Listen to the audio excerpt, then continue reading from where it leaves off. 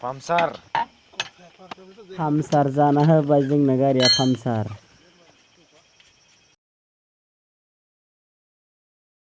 जोङो सरलपारायाव फैदोंमोन, ओमफ्राय सरलपारा मोनजेननाय मेन लामायावनो जोंनि गारिनि टायारा पामसार जानानै होबाय। ओमफ्राय बे गारिया जोंनि ओरैनि आसामनि नङा दे, बेयो जाहैबाय वेस्ट बेंगलनि गारि, ओमफ्राय ड्राइभाराबो वेस्ट बेंगलनिनोखा।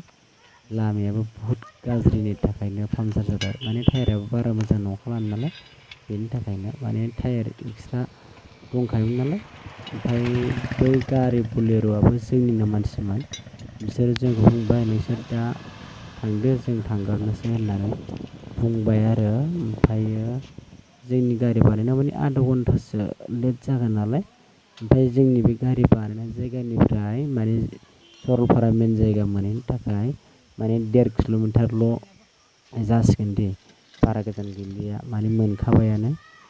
ओमफ्रायो जोङो दा नै टायार गोजाम पामसार जानायखौ जोङो बख'नो नाजागासिनो, ओमफ्राय बेखौ गोजामखौ बख'नानै जों गोदानखौ सोसिगोन आरो। ओमफ्राय मेन ड्राइभारा बानायगासिनो हारसिं खस्थ'नो, ओमफ्राय बे जोंनि बाबुआबो बानायफागासिनो ड्राइभारजों लोगोसे।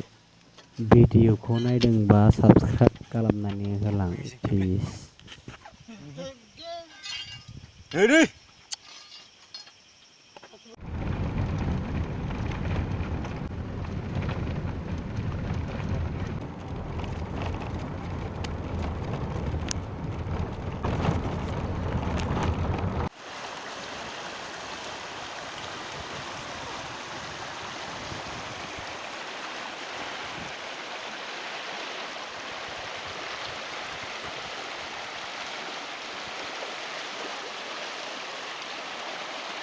And I don't know